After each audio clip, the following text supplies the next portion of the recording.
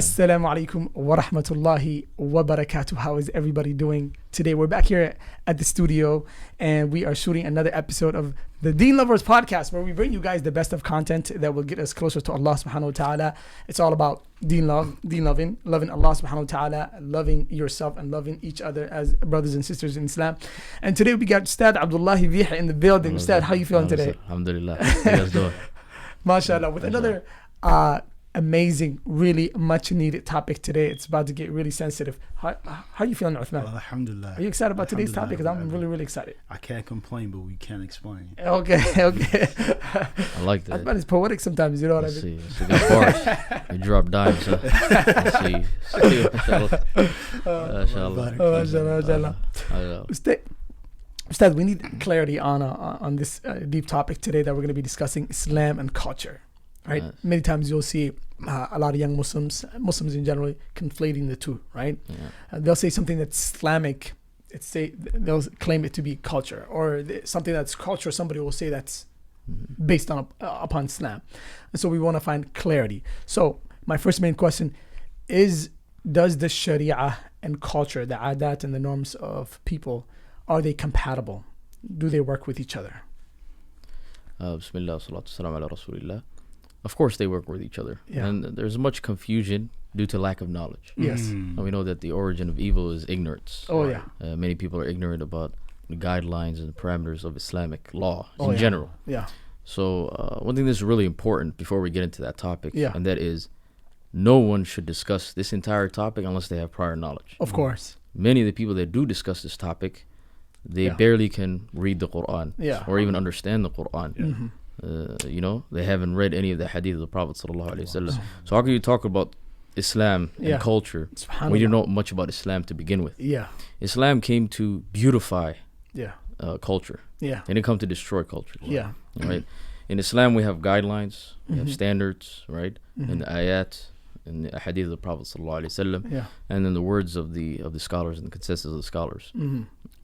And culture, right? As long as it doesn't contradict the Quran and the Sunnah and the Ijma' and the consensus of the scholars, then culture, there's no problem with culture, right? Islam just came to, beautify parts of the culture, and that's it, all right? So this notion that Islam is against culture, or some people, they say, oh, this is not, Islamic culture and non-Muslim culture and all this. They mention there's so many different opinions out there. Yeah. But they mix and match a lot of things. Of course. All right. And very simple. Yeah. Islam came to beautify culture. And we can go into deeper detail. Matter of fact, the scholars, they say that 50% of fiqh issues that deal with jurisprudence, go back to culture. They all go back to culture. They all go back to culture. Wow. One of the 5 major legal maxims is al-'ada muhakkama. We have 5 legal maxims in fiqh. Okay. All right.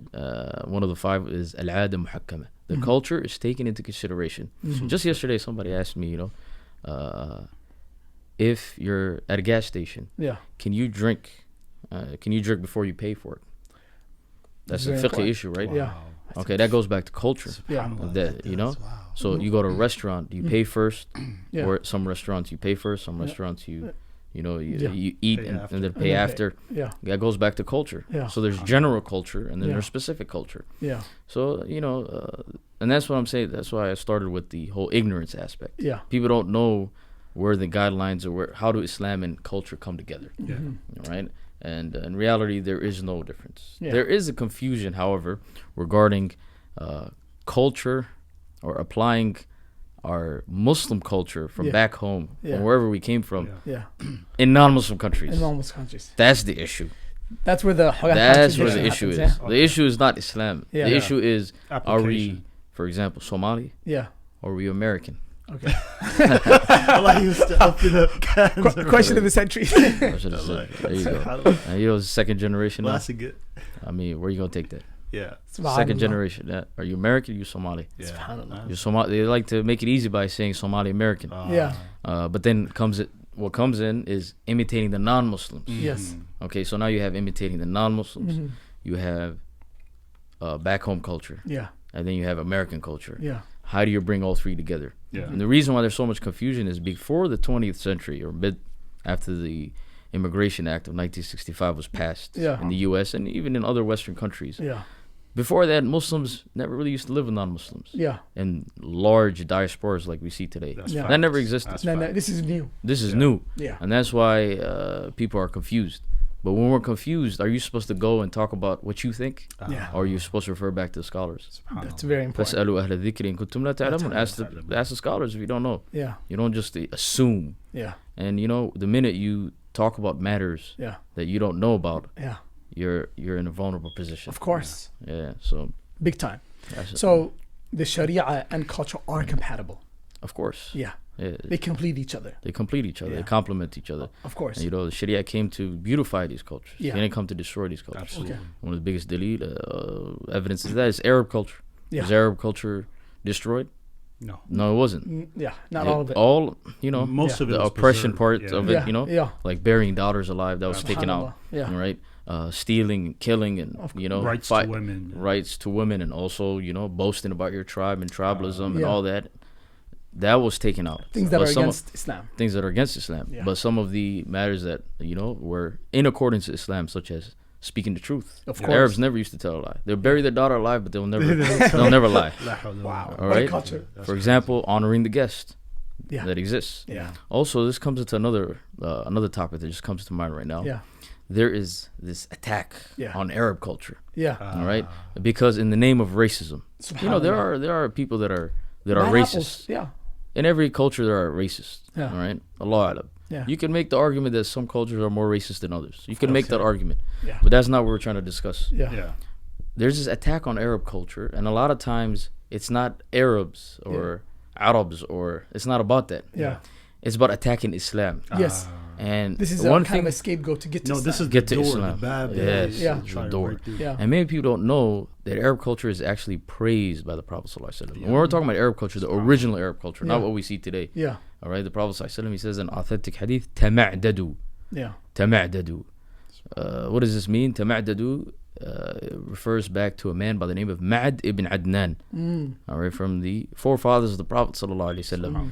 When the shurrah of hadith, commentators of hadith, they say that this hadith is basically saying, make sure you take the Arab culture, the good parts of the Arab culture that Islam came to preserve, like honoring the guest and telling the truth. Obviously, it's something that is Islamic, but something that exists in Arab culture in the beginning. So when people attack Arabs, right, and their culture, and they say, oh, this is Arab culture, they don't understand that a lot of aspects actually attacking Islamic culture. The Prophet ﷺ instructed us to uphold some of these principles. All right.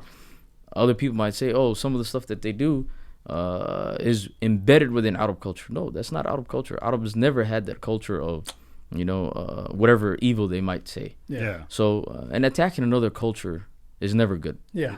And it's usually done by people who have a certain agenda. Not only certain agenda, but they're limited in terms of their background. Yeah. All right. They haven't been exposed. They haven't traveled much. Yeah. Imam Shafi'i rahimahullah, he says, تغرب عن الأوطال في طلب العلا وسافر في الأسفار خمس فوائد تفرج هم واكتساب معيشة وعلم وآداب وصحبة ماجد.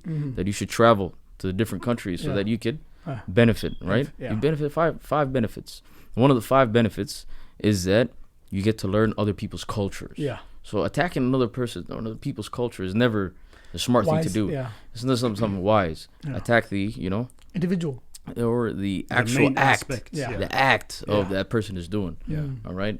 Wallahu alam. So this whole attack on Arab culture in the name of Pan-Africanism, right? Yeah. And the fact that we are African and that we are black. A lot of times it's an attack on Islam. It's not an attack on Arabs, right? Which I think, can I add something? Because the Sheikh mentioned a beautiful thing, and the one example that comes to my mind is the fact about dates.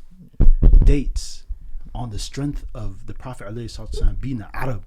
The dates is a part of ibadah and certain things. So the Prophet says, eat 7 ajwa dates to protect yourself from, sihr, or these sort of things here, right? Just because the Prophet was around, in that circumstance, that became an aspect of the religion, right? So this is why it's very, very important. And when people they may experience some Arabs that are racist. And then they'll generalize all Arabs. They say all Arabs are like this. It becomes very, very dangerous because then what you're doing now is and this is commonly happening from like non-Arabs, and they may be justified to say, this guy here treated me bad or something like that. But then when you attack Arabs, like, and as a whole, you say all Arabs are like this, and I hate Arabs. Well, the Prophet was Arab. Yeah. The companions were Arabs. So it's like you got to be very, very careful with this. Yeah. Because then it could lead to another next step. Yes, which you may be flirting with kufr at this point. There's a hadith of the Prophet ﷺ, بيت ليس فيه تمر جياع أهله. House in which there's no dates. They're literally Somali. They say gacho. I mean, I don't know how would you translate that. I mean, hungry, but hungry in a very derogatory manner, right? But there's a disclaimer that doesn't mean, some people, they might say, oh, you're not standing for justice, or you're pro-racism. Okay, so as if anti-Arabism is equated with justice. Okay, what about other people? Yeah. Sometimes the same people are talking about, what about Somalis? Yeah. Somalis, we ourselves, we're pretty racist people. Yeah, I'm saying. Can I ask a question? I think this is a good point because he mentioned today we have a lot of young Somalis that are gravitating towards Pan-Africanism. Yeah.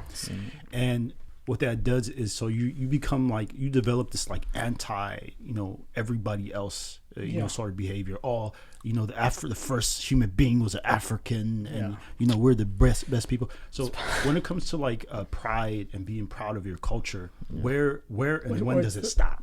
Like where does it become haram? Like where is it like, okay, now this is too much? This becomes haram for you to do. That's a good question. This is where a lot of people fall, right? First of all, we're supposed to be proud of being Muslim. That's our first identity. That's our first identity. Yeah. We're not nationalists. Yeah. A lot of people who promote Pan-Africanism, being proud of who you are is something that is matlub, something that is great, but not in the name of your color or your ethnicity. In the name of Islam first. Yeah. That doesn't mean you buckle down and you're afraid of who you are. Yeah. You're also proud of where you come from. No problem. It's not a problem mentioning, some of these stats, some of these facts, right? About Somalis or Africans in general. Right. Yeah. But the problem is priorities. Yeah. You're firstly Muslim. Yes. But you'll never hear that rhetoric. No. It's Africans versus Arabs, or Africans versus everybody else, or black people versus everybody else. No. We're not black, we're not white. That's not what we're firstly Muslim. We come together as Muslims. Yeah. And then our second identity is where you're born, identity. You could that's not a problem, And the scholars of fiqh, they discuss that. But the issue is that first identity. Okay. Do you promote yourself as a Muslim first? Yes. Okay. So if they said, oh, we're Muslims, and then we're Africans, and then we're black, it would have made sense if they pushed the Muslim agenda and not the nationalistic agenda. But then nationalism is an agenda that some people are trying to push. Of course. They try to push this because the further you are from Islam, the easier it is to divide you. And it's easier to divide people based off ethnicities and nationalism. That's what happened to the Muslim. That's a good idea. Yeah. I mean, that's a good point. Well, that's an amazing point there. I never thought about it that way. Yeah. MashaAllah. They say the most powerful way for people to unite is through religion. This is what political philosophers say. Yeah. And they say the most powerful religion in which people can unite is under the banner of Islam. Because Islam is a complete wave system. Yeah. It's not just anybody can worship. One section. Wherever you're from. It's politically, economically, socially, and even our spirituality. It's a whole complete wave system. It's the strongest way to unite people. All right, and they know this. Yeah, a lot of academics and pundits and experts, they know that the Samuel Huntington, one of the premier political philosophers of the 20th century, is a professor at Harvard. He mentions this. All right, in a book called Who Are We? Right, he talks about identity and the importance of identity, and he mentions that most important identity is religious identity. Yeah, and the best religion that has it is Islam.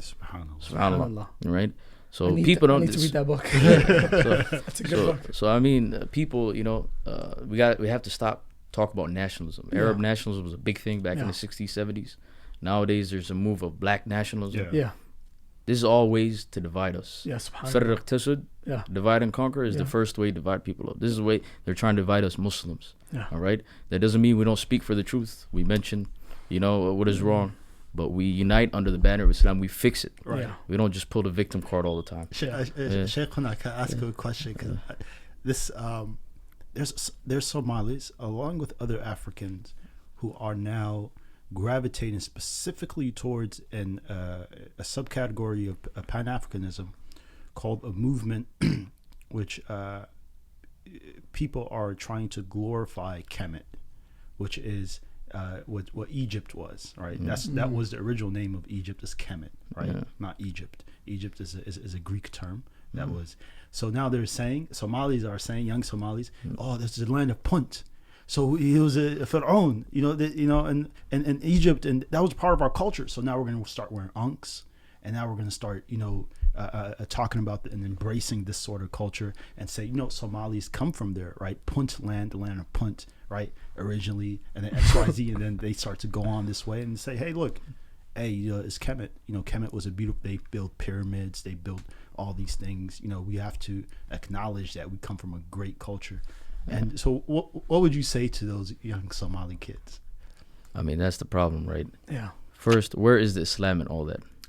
Right. That's where it comes to. Islam first, then talk about everything else. Yeah. If you're talking about Islam first, then we could have that conversation. Facts. But if Islam is not even in your picture solution or even in your equation, it's not even part of the solution. It's not worthy. All right, it shouldn't be part of the solution. It's the only solution. Yeah. Then we have problems. Then none of that matters. All right, where we come from. That's the same thing that the Prophet ﷺ was fighting against. Yeah. Jahiliyyah. Yeah. The Prophet ﷺ, he says 4 things that my ummah will never leave off. Okay. So look at the Prophet ﷺ.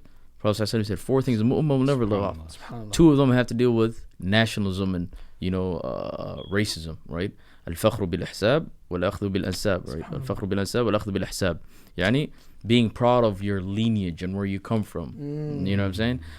So there's a difference between carrying yourself up high and honor, right? And self-dignity.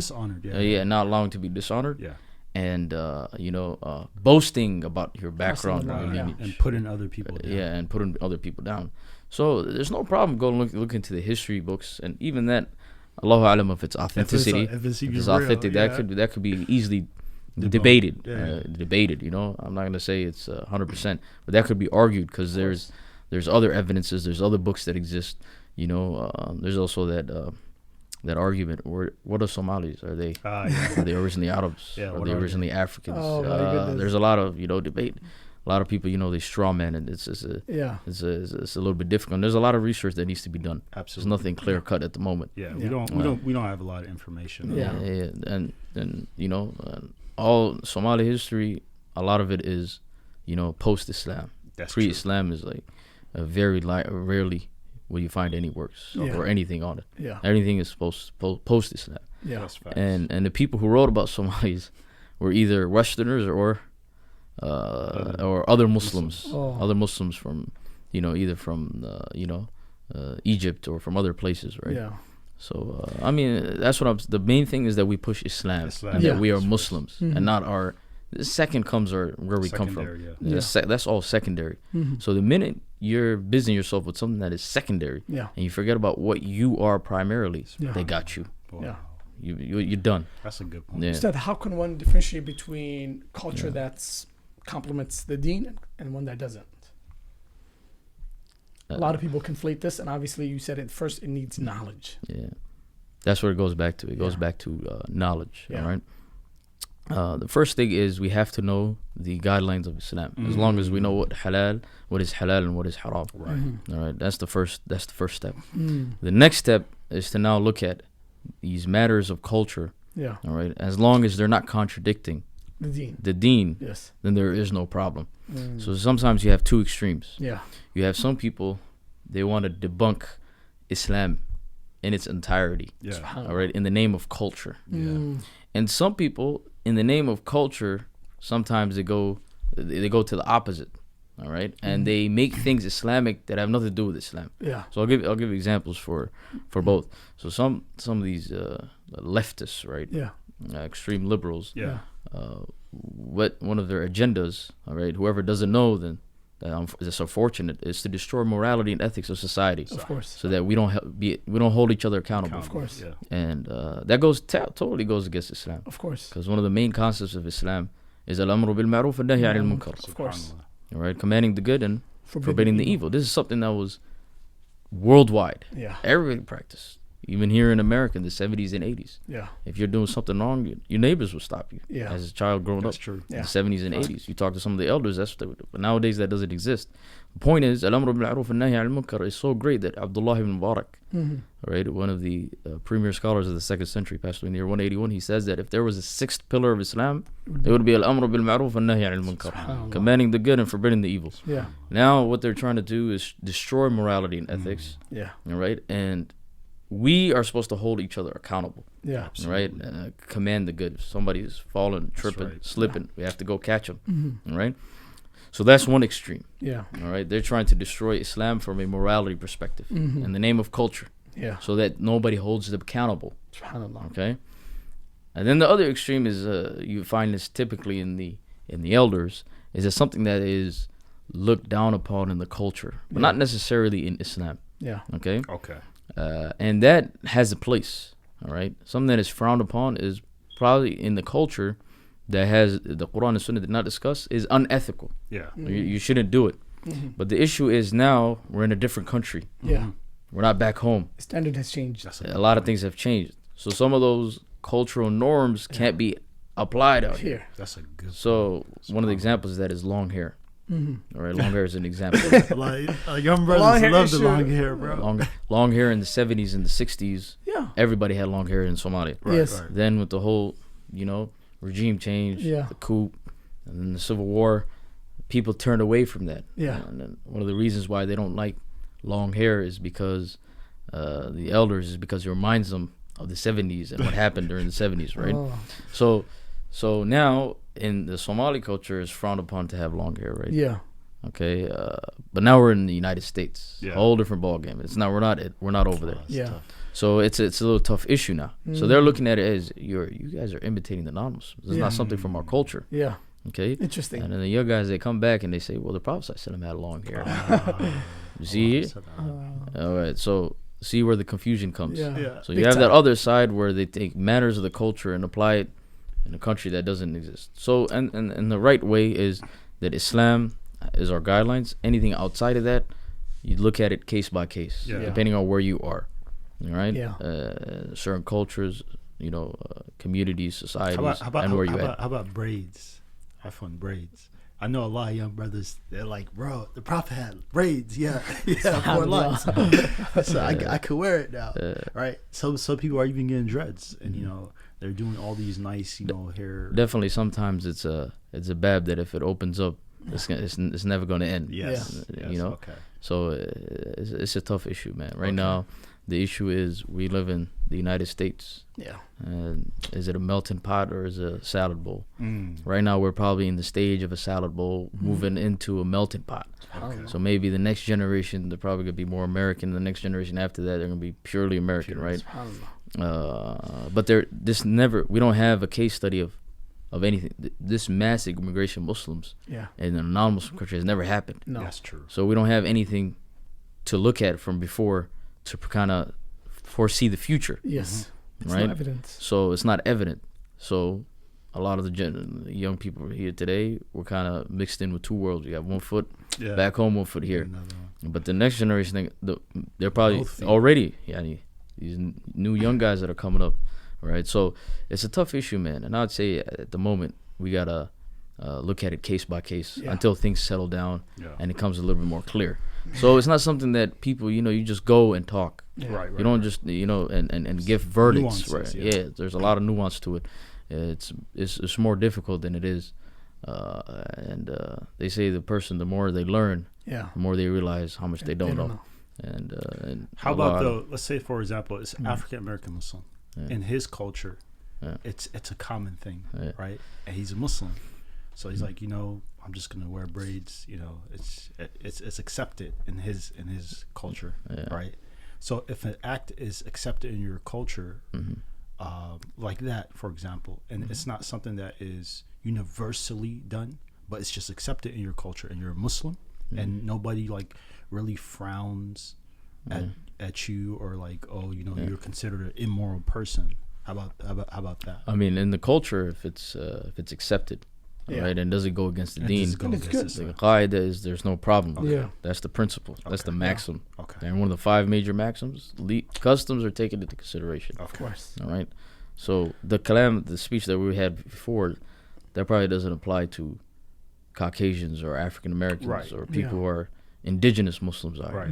Well, I was talking more about immigrant Muslims. And even immigrant Muslims, some of them come from Somalia, some of them come from Pakistan or India, some of them come from, North Africa, Morocco and Algeria, and some of them come from Palestine. One last question, because this is good.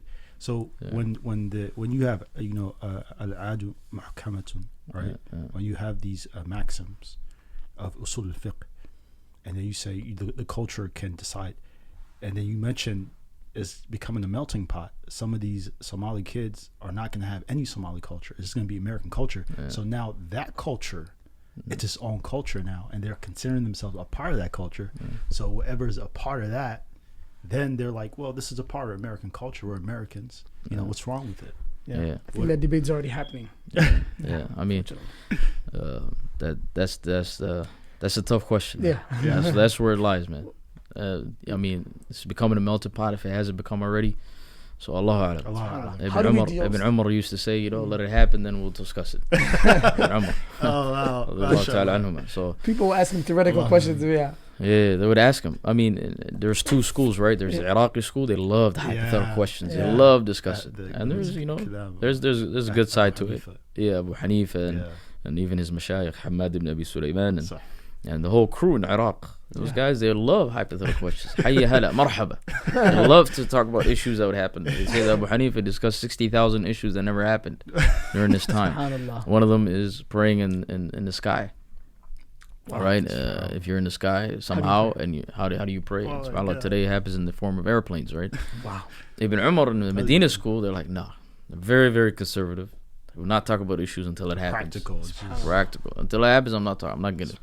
And one is more conservative, one is more aggressive. It's one of those two methodologies. There's always opposing methodologies always exist. Aggressive and then conservative. Very nice. And, Ustad, how do we deal with bad culture that a lot of young Muslims, they're kind of facing these really tough situations where or in many Muslim societies and communities, how do we deal with bad culture that's against the Deen, but people want to justify it as okay? There's something called a tahsin wa takhbih, right? That these scholars of Aqeedah discuss in Kalam, and that is all of us human beings.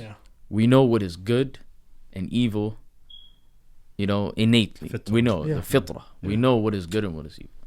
All right. You can justify it how much you want. But we know there is that gravitation towards good.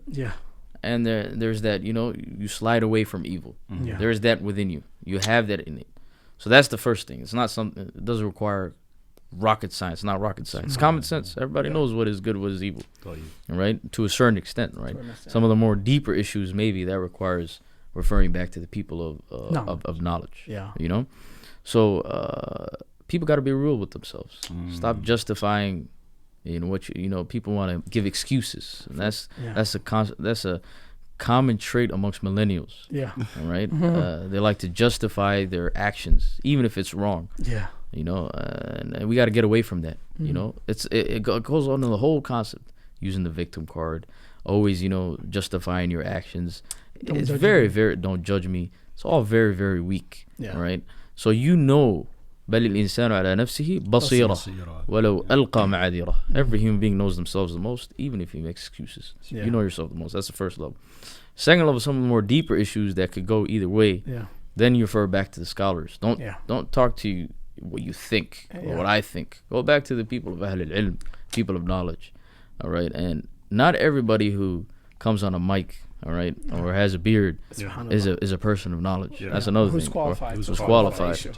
Not everybody who gives a talk, gives a lecture. Not everybody is a scholar. Right. Okay. People, there's different levels of society, right? So we got to go back to the scholars and the people of Ahl al-Ilm. Perfect. What about shaming certain cultures and certain activities and going after it in order? Maybe, I don't know, these people might have a different agenda, but what are your thoughts on that? So one of the 5 objectives of the Sharia that the Sharia came to protect. Yeah. All right. Obviously, the first one is the Deen, of course, religion, and 2 is our souls, حفظ النفس, and 3 is our mind, حفظ العقل.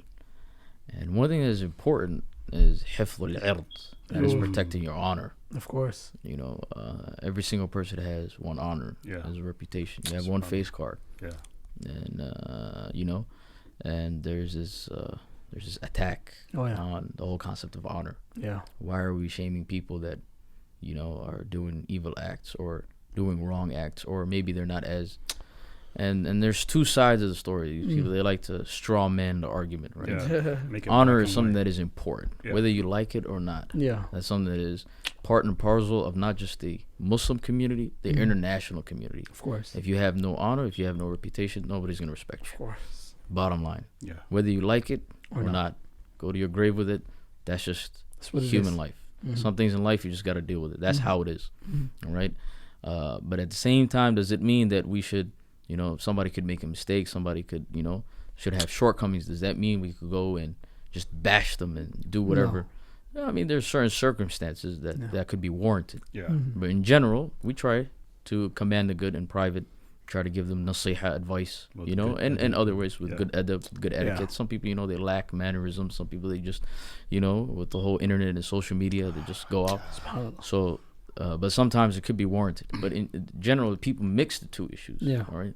Just because, you know, you committed a mistake or you're doing something wrong, all right, that doesn't mean you get to attack the concept of honor, reputation. It all goes back to the same issue of destroying morality and ethics from society. So people don't want to hold each other accountable. But what happens if we don't hold each other accountable? That's going to keep happening, and then we're going to get worse and worse and worse.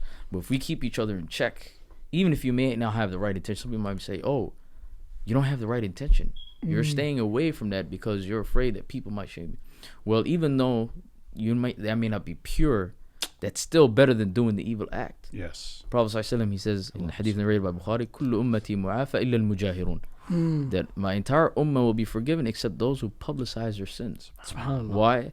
Because if you do your sins in private, you're only impacting yourself.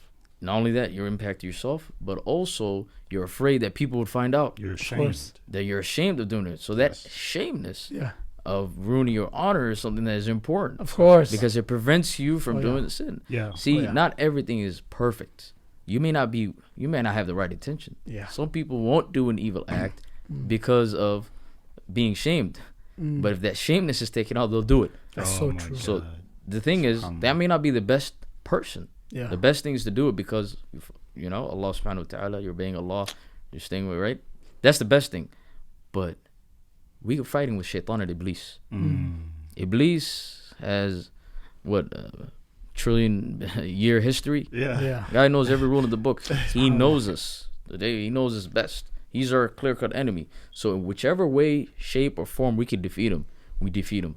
So that's one of the ways, roadblocks, right? Yes. That whole honor thing was put into society is so that we don't, you know, we don't do evil acts. That stops us. That's another roadblock. This is very important because people say, you know what, we need to stop shame culture. Yeah. And I think that some people may have good intentions in saying that. They mean like, you know, shaming people unnecessarily and going overboard. But what it actually ends up doing is a sin-free card. Yes, it's a sin-free card, but you're throwing the baby out with the bathwater. Yeah. It's everything, right? Yeah. So what happens here is that, okay, there's no shame. Yeah. I wouldn't do zina because I'm shameful of it, right? I'm shameful to do it. But once you remove that shame, like you just mentioned, then it's like, what is stopping me? So let's go. Allahu Akbar, Bismillah, let's go.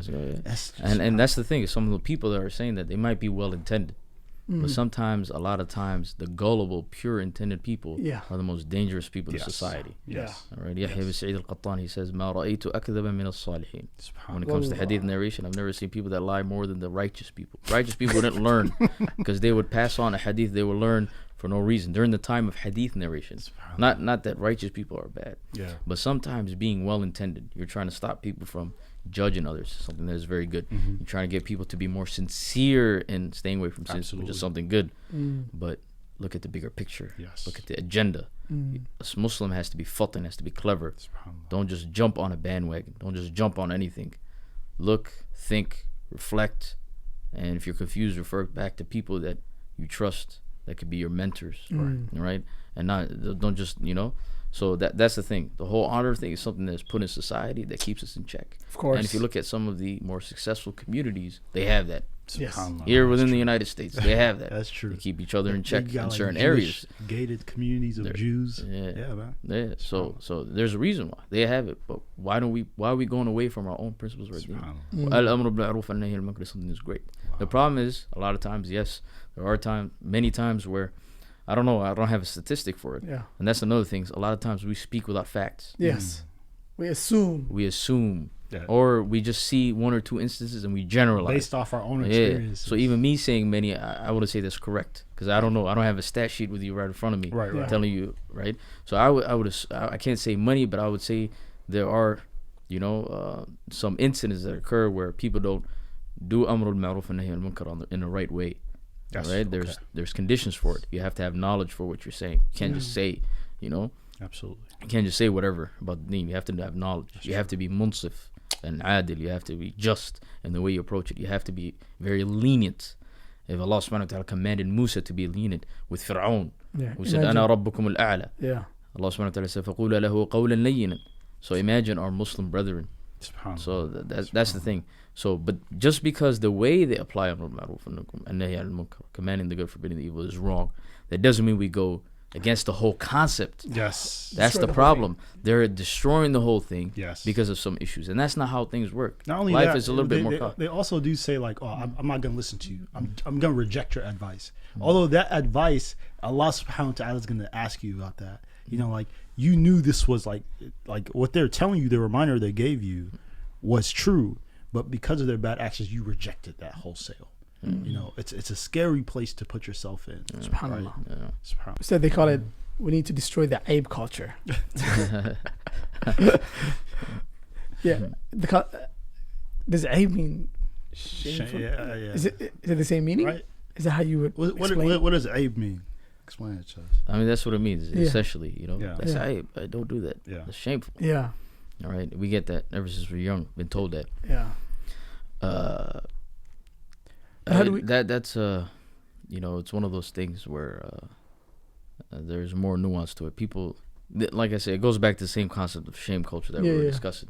But sometimes maybe it's better we could switch up the wording. Yeah. Semantics is something big. So that we could be more sincere. And more well intended. When we're raising our kids, we probably should say that's aib. We should probably say that's not allowed to do in the deen, for example, or Allah subhanahu wa ta'ala forbade it. That's a good point. Or if it's something that Allah subhanahu wa ta'ala forbade from doing, or so on and so forth, right? So we should always put the religion first, and then we also, secondly, make that aib, so that could be another roadblock preventing you from doing it. But that shouldn't be the primary way. You see what I'm trying to say? That's where things kind of get a little mixed up. So don't do zina, it's aib. No. We don't say that. Right? We don't say that. We say don't do zina, it's haram. Although I wouldn't picture people saying it's aib in that particular. But there are certain issues where they say it's aib. Even they though don't it's say, haram. wear the hijab. It's aib if you don't wear the hijab. Or it's astur. For example, I'll give you another example. It's another example, Don't talk to your mom that way. Your shorts. Don't wear shorts. Below. Don't wear that in the public. It's aib. No, that's haram. Not allowed. In public. In front of people. That's awrah. You cover your awrah. So on and so forth. So we talk about the deen first, then we mention aib secondly. But to destroy the whole concept of shame and honor, that's destroying an important part of Islam that is extremely vital. That is extremely vital to the success of a Muslim community. All right, and that is al-amr bil-ma'ruf wa nahy anil munkar. That's what it is. And one of the 5 objectives of Sharia is to preserve people's honor. Of course. So we have to preserve our honor, whether we like it or not. So is it the ideal route? No, but nothing is ever ideal in life. Nothing is ideal. We would love a utopia. But that's only in Jannah. That's true. This world is complicated. Has a lot of, has a lot of A lot of things are going on. Everything's moving fast. Yeah, Allah. So sometimes if you try to aim for 100%, you try to aim for a home run, you might strike out. So a single and double or a triple might be better than a home run at times, right? SubhanAllah. Allah. If somebody wants to improve their culture, what are some of the best strategies that they can use? They want to get rid of a bad habit that maybe their community has, or how do we Islamicize a community? Yeah, that goes back to implementing the Deen, right? Yeah, implementing the religion. We have to implement the religion in our life, and of course, and that has to show, right? And to implement the religion, there's a condition for that, of course, and that is knowledge, of course. So the more ignorant our community is, the more we're going to have bad habits. Yeah, extremely. That's why Ibn Qayyim, he says the origin of all of khair is knowledge. Yeah, because knowledge will lead you to the implementation of the yeah, Deen, and the implementation of the Deen will get rid of all those and filter out those bad habits. yeah, So as a community, we need to raise the standards of Islamic knowledge, yeah. and then we could implement the Deen. And then once we implement the Deen, we can get rid of those bad habits. Yeah. All right. But why are people attacking? This is one of the things that are the problem. Why are some people attacking Aib culture, for example, Yeah. without knowing where the problem is? That's They haven't diagnosed where the problem is. The problem is how to go about it. The problem is not the actual concept. No. All right. They're attacking due to lack of knowledge and ignorance. All right. Allahu Alam. And a lot of times it's not just ignorance in Islamic religion. Ignorance about general matters as well. Yeah. Allahu Alam. All right. SubhanAllah. Yeah. I mean, if we are sitting around on social media most of our day, and we're just chilling, and we're not actually acquiring knowledge, it gives you the card to discuss huge matters. The Prophet ﷺ, he told us that, hadith narrated by Ibn Majah, that there will be a time that the Ruwaybila, people called the Ruwaybila, will come out. And the Ruwaybila are people that الرجل الذي يتكلم في أمر العامة رجل التافه, a simple person who has nothing, who has no knowledge, nothing, and he discusses huge matters in society. Discusses it. And that's one of the signs of the hour, and we see that today. Wallahi, that's so. May Allah protect us. Yeah. So may Allah protect us, man. It's just strange times, right? Okay. Yeah. So how do we, living in a non-Muslim society that has this big culture that's so influential, and it's like huge waves coming at you. What can the young Muslim do to kind of combat some of these things? What principle do we give them? Allah, it's tough. Yeah. First of all, it's not easy. Yeah. This is the battleground. We're literally in the battleground. Other people in Muslim countries, they may not have the same. No. Although social media kind of changed that. Yeah. But still, man, we're in the next. We're right there. Yeah. First line. Yeah. So it's tough. It's not easy. Yeah. But if you pass, you are the greatest, because you face the greatest degree of difficulty. This is the hardest it could get. So it's very difficult. So just knowing that mindset, having that mindset. Hey, listen, it's a tough society that we live in, right? But that's a tough question to answer, man. That's a tough question to answer, because when you have enemies from all different directions, it's so easy for you to do shar. Of course. And extremely difficult to do khair. Yeah. All right. It's very hard. Yeah. And as Muslims, we should strive to be in an environment in which we can thrive. Of taqwa, creating an environment of taqwa. There you go. Where you go. And that's why the concept of hijrah is important. Of course. إنما الأعمال بالنيات وإنما لكل امرئ ما نوى. فمن كانت هجرته. Imagine the greatest hadith, or one of the great hadiths, right? In which Imam Ahmad says one of the 4 main hadiths of Islam, all right, discusses hijrah.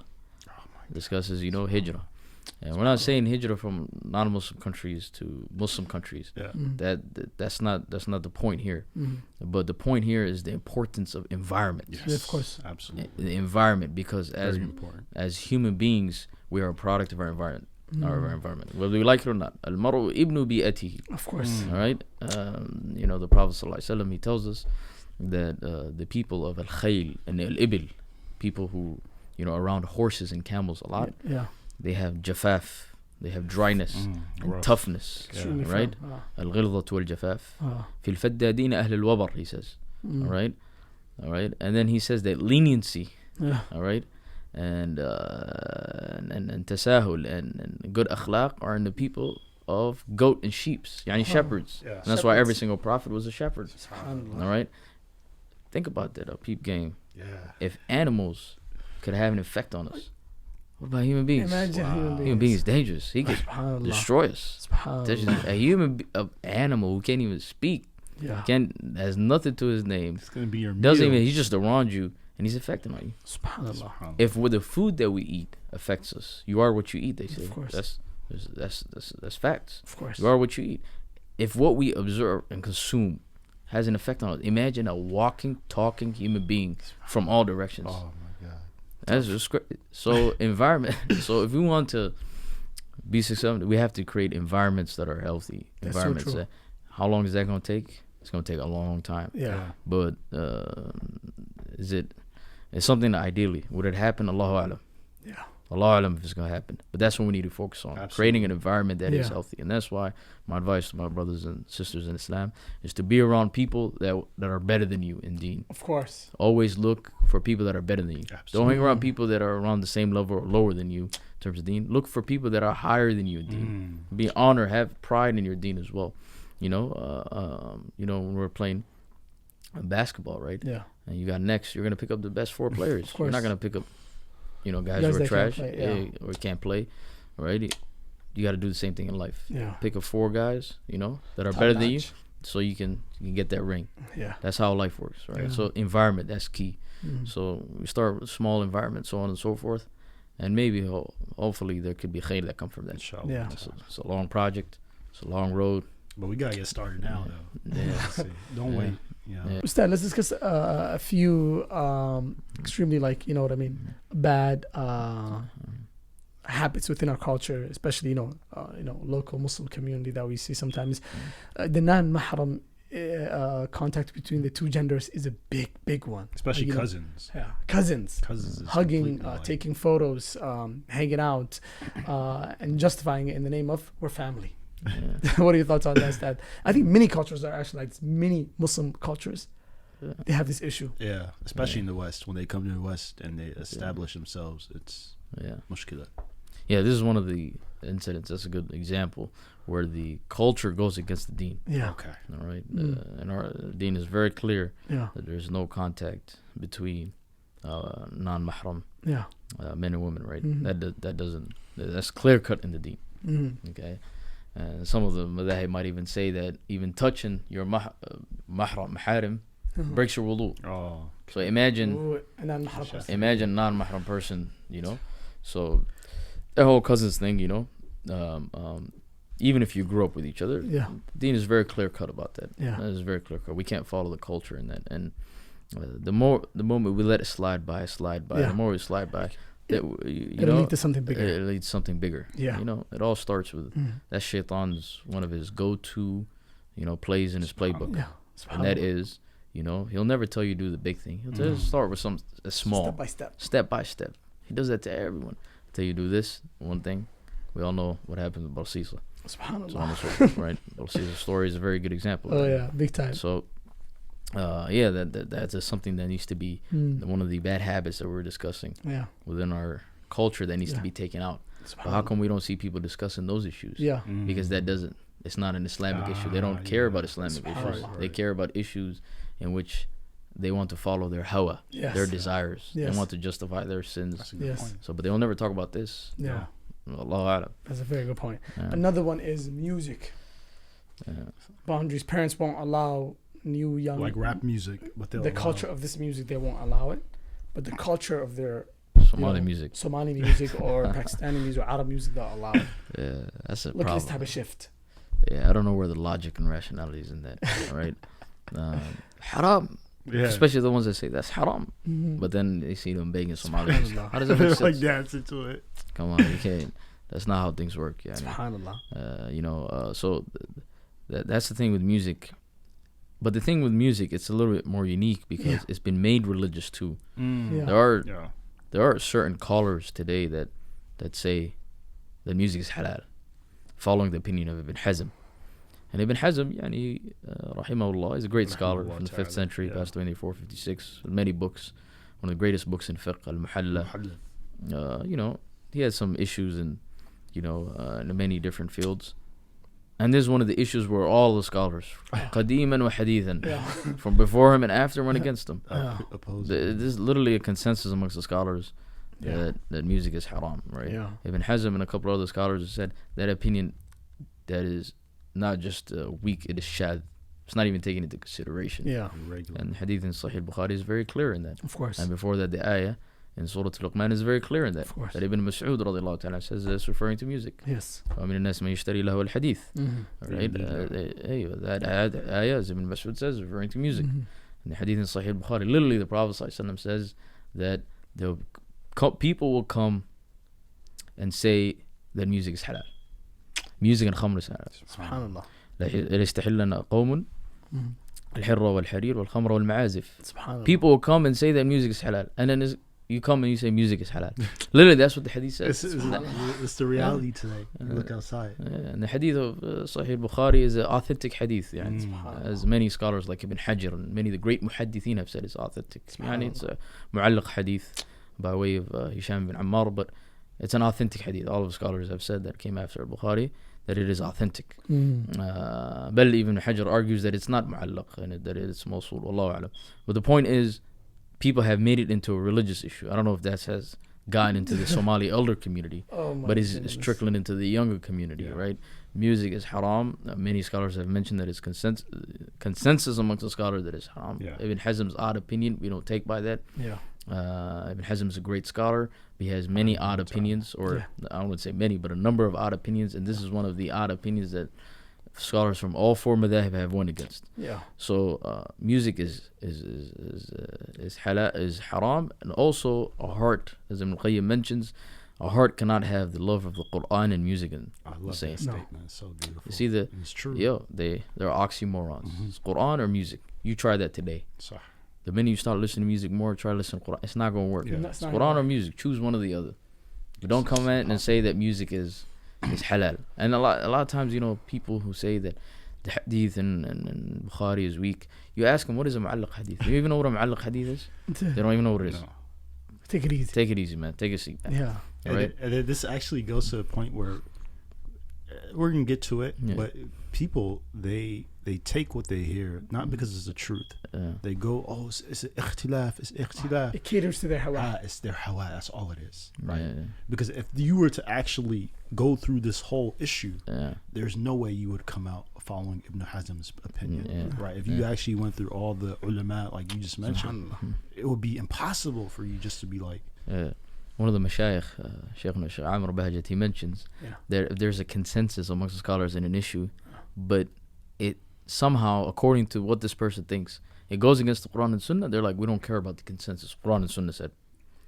And when the opposite happens, when there's a clear-cut ayah, Quran and the Sunnah, and a consensus, but one scholar, or maybe let's say there's not a consensus, a scholar differed, right? But there's a clear-cut ayah and hadith in it. They're going to be like, the scholars different. Bro, you can't have the cake and eat it too.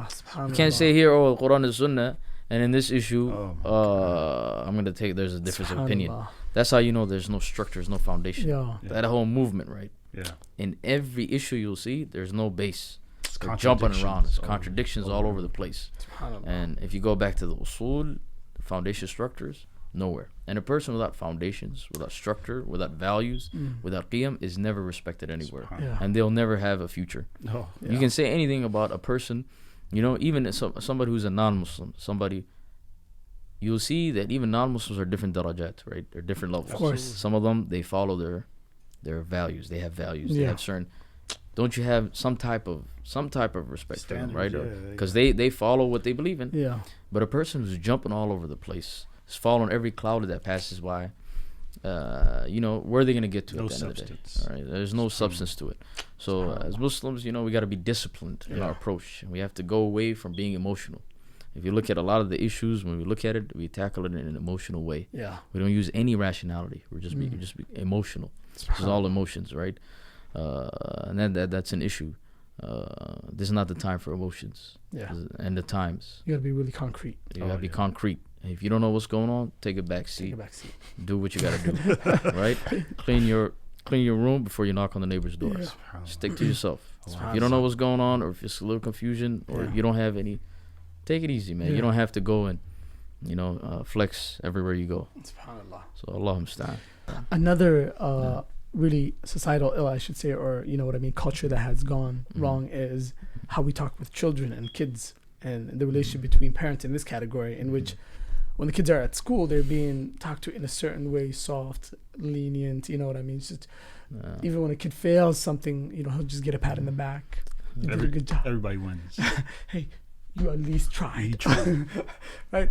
Well, the expectation for the parents and how they grew up, that wasn't an option, It was tough love. It was hard. It was, hey, you got to get this done. What's wrong with you? Yeah. Get it done right now. Yeah. And they weren't given candy for failing. Yeah. Or, so basically, what are your thoughts on that? Yeah. So kind of the transition of cultures. Yeah. So different. Yeah. And how to handle the situation. Yeah. That's there's a lot of nuance to that. Yeah. Because on one side you can look at it, all right, that tough love, right? That's the way our parents grew up back home. Mm-hmm. That's personally, that's something I like. Because personally, what you like that. It makes you thick-skinned, makes you. But is that applicable? Yeah, is it applied, in this society? Absolutely. That's the tough part, because you see what's going on in school and other factors, other functions of society. Yeah. And then you see what's happening in the household. Yeah. But at the same time, a lot of people are coming out as weak. Yeah. And so people are confused. What's going on here? A lot of times, the reason for that is there's not a fatherly figure around. Yeah. Right. To mentor the child. Right. Yeah. So you have a father. If he's present, he has a tough love approach, or he's not present. So the tough love approach might, kind of push him away. It pushes him away a little bit. Yeah. And him not being there, kind of makes it makes him a little bit weak. Of course. So that's a deep discussion, by the way, what you mentioned about you tried and all that. I don't know if that mentality actually is healthy. Yeah. Everybody gets a medal. Yeah. Competition. Participation. What's it called? You win for participating. You win for participating. I don't think that's healthy. Yeah. But there should be a little balance of both, right? Yeah. There should be a balance, and everything in Islam is balance. Yeah. Because if you're too tough, what happens? There might be some nufra. Yeah. Might run away from it. Yeah. If you're too soft and you just let them slide, what happens is that person, the minute they face real life issues, and they succumb to pressure, and they collapse totally, mentally, and khalas, they're gone. So there has to be a little mixture of both. Yeah. Back home was 100%. Going to the city, you're your own man. Do what you got to do. Yes. Khalas. Yes. It's over. Yeah. That works because the whole society is built that way, right? But here, that's not how it's built. Yeah. Here at school, it's one thing, and on the streets is another thing, and in the household is something different. So who's going to help you to navigate through life? Yeah. So the best approach, Allahu Alam, and I could be wrong, it's probably a mixture of both, right? Of course. A mixture of both, Allahu Alam. And I think that's the prophetic method also, right? The Prophet ﷺ, on one hand, he did say to, to kiss the children. Yes. But at the same time, he did say to discipline them. Yeah. So there's a mixture of both. Yeah. Right. Can I just a side thing? Because a lot of people have this thing about the Prophet ﷺ. You just mentioned it, and they will say, like, they have this depiction of the Prophet where he's very just easygoing, nonchalant, nice all the time, and just happy about everything. And then just anybody who comes to them, whether it be kufr, shirk, deceit, he's just like, hey, just fear Allah, and, it's okay, and things will. Just this is how you do it. So can you kind of touch on that? Because that does also tie into maybe some young Muslims where they're like, and they have good intentions. They don't really know the Prophet in this full this full picture. But the things they do here is from like famous speakers, and they outline the niceness and the kindness and the approach. So compassionate imams. So now they're like, when I get older and I become a parent or something, this is how I'll be all the time. Or when I deal with people, I'm gonna deal with people with niceness, because that's how the Prophet was. So can you talk about that a little bit? Yeah. So la shak, the origin of the Prophet ﷺ was that he was nice and he had akhlaq, he showed manners. Yeah. But manners does not mean that you go down on your standards. Yeah. That's where the the confusion is. Yeah. People, they think that PC culture, political correctness, me not talking about certain things, or me not advising, or me not talking about the truth, that's being nice. And no, as Muslims, political correctness, large parts of it goes against Islam. Because it goes same concept, commanding the good and forbidding the evil. Yeah. Prophet ﷺ would be nice in his approach, but he speak the truth. وقولوا قولا سديدا. وقولوا قولا سديدا. لكم دينكم ولي دين. So people, they use that as a way to say, oh, everybody, let's all sing songs and hold hands and dance, right? We're all, Abrahamic religions, this, that. They misunderstood the ayah. All right, we have our religion, we have our standards. This is what we believe in. I'm not gonna come and beat you up. I'm gonna invite you. All right, ادعو إلى سبيل ربك بالحكمة والموعظة الحسنة. But he said ادعو إلى سبيل ربك, call unto the way your Lord. So you see, what happens sometimes is people, they just kind of accept everything without and at the same time you can't. Sometimes there are, so you can say some issues are divided into two. Yeah. There are issues we cannot back down on. No. There is no compromise. This is clear cut in Islam. Yes. No whatsoever. Yeah. Okay? No matter what happens, era, place, situation, there's no compromising in these issues. Right? There are other issues where there could be taqdeem and ta'khir. All right? Some things could be. You don't have to mention everything at once, right? Yeah. You have to kind of navigate. Facilitate it, yeah. You got to facilitate. You got to play chess. You can't play checkers. Yeah. So the Prophet ﷺ would employ it, deployed it at times. But that's not what's happening. What's happening is people are taking issues that we don't compromise in, and putting it into this realm. Yes. Okay? And then being nice about it. And tolerate. So in our approach, we're nice. We like people. We like to be inclusive. We want everybody to be part of the Deen. We call people to the way of Allah, whether it's non-Muslims or even other Muslims. We call them to the way of Allah, right? So the approach, yes, is nice, but what are we calling to, and what are we compromising in? You know what I'm saying? So that's where the confusion lies. So the differentiation, firstly, differentiation between approach and our values, and then secondly, the issue. What is the issue?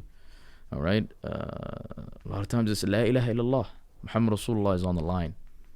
All right, core concepts of the Deen is on the line, and we sit pat, nothing, as if nothing happened. So, Allahumma musta'an, the PC, the whole, that's where the whole liberal ideology, which includes political correctness, has affected us heavily in the Muslim community. The way we think, we approach our perception, and sometimes we might presume that some of these values are Islamic values. When you actually look deeply, they totally go against Islam. And just because certain concepts of liberalism are in agreement or in accordance of Islam, does not mean that by default we are. And even if they're in accordance, that ideology is in accordance with Islam and not the opposite. That's right. Great so we don't need that. We don't need the terminology. We don't need the terminology. So all these new terminologies, if there's khair in it, Islam preceded it.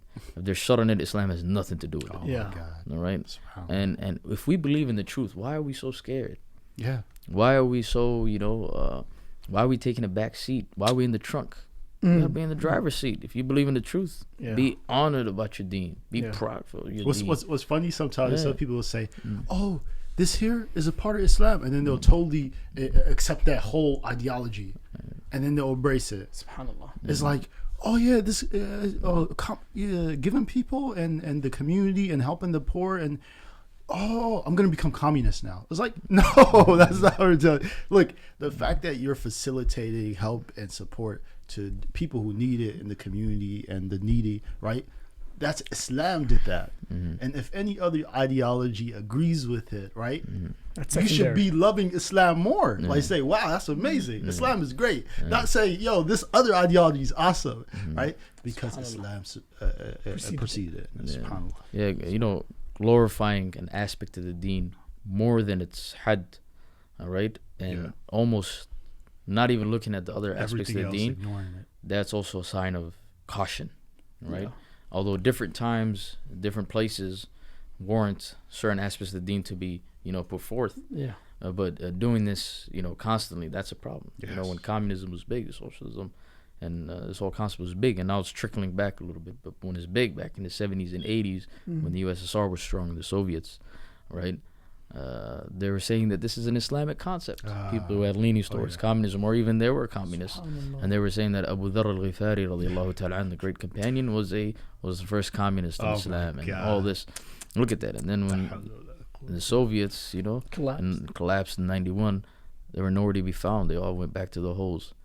And the same thing is going to happen with this new movement. Yeah. It's a 20, 30, 40 year stretch, whatever how long it is. Yeah. And then they're going to be gone. They're not going to be anywhere to be found. Yeah. And then what are they going to go? Look at their statements. So we have to be balanced, and at the same time we have to foresee into the future. We have to know what is trickling into our communities, right? We can't just be gullible and just accept eat everything. Whatever we want. And you gotta be careful what you put inside your body and stuff like that. There you go. The Deen is more important. The Deen is more important. The Deen is more, let me say, it's multifaceted. Of course. It's multifaceted. It's not one aspect. There's many aspects to it. So just because you see one good in one side, don't let them fool you. That's a way to get you in. Yeah. And then everything else comes alongside with it. So next thing you know, you come out, and Allah alam what you believe in. Yeah. So, and that's why I go back to the concept of learning your Deen, implementing the Deen in your lives, surrounding yourself with people that are more knowledgeable, more righteous, that's the goal. That's the key. That's the key to success in our community. The key to success in our community is not just jumping on any bandwagon. Allah alam. Ustad, closing statements, advice to Muslims within our community on how to best cure some of the issues that we have culturally, and to better strengthen ourselves within our Deen. Yeah, I think I just mentioned that not too long ago. Yeah. But repetition is always khair. Right? Yeah. But in general, one of the main keys, obviously, is, like we mentioned, seeking knowledge of this religion, right? Knowing what's going on around you. Right, not being somebody who's just not living in this world, knowing what's going on, being in tune with current affairs. Okay, you couple those two. So these people, they either don't know what's going on, they have the knowledge, and now they're, or they have no knowledge and they know what's going on, so they get confused. So you need both to kind of navigate, right? And that's why the two conditions of da'wah the scholars mention is one is al-ilm, is knowledge, and second is ma'rifatu hal al-mad'uin, knowing current affairs and knowing the waqi and so on and so forth. Number 3 is obviously acting upon a religion, so it doesn't just become ink on paper. So we have to act upon a religion, right, and implement it in ibadah and amal, al-amalu bil-ilm, because ilm is a means to an end. The end is acting upon ilm. Yes. Right? And 4th is to create an environment that is healthy, to increase the brotherhood, the sisterhood, and surrounding ourselves with better people, improving our lives firstly, our families, then community at large. That's the route, the bottom up. That's what the Prophet ﷺ did. Bottom up. Prophetic mythology. Look at the Prophet ﷺ, what did he do? First 3 years in Dar al-Arqam, secret da'wah. The next 10 years, public da'wah in Mecca. All right, لِتُنذِرُ أُمَّ الْقُرَى وَمَنْ حَوْلَهَا. All right, then after what happened? Moved to Medina, and then it went everywhere. But where did he start with? He started with his own family. Khadija radiallahu ta'ala anha, Ali ibn Abi Talib. Then his close friends, Abu Bakr and Uthman, the whole gang. Right? For 3 years they were doing underground. Then after that, they went to his whole tribe, Quraysh. He called Banu Hashim first, in the mountains, Abu Lahab, the whole situation. Then Quraysh. All right? And then after that, he met the people of Medina, the people coming for Hajj. That was the key. The Prophet ﷺ went from the bottom up and not the top down. We don't start from the 15th floor. We start from the bottom. Right. So that's how we start. And starting from the bottom starts with yourself.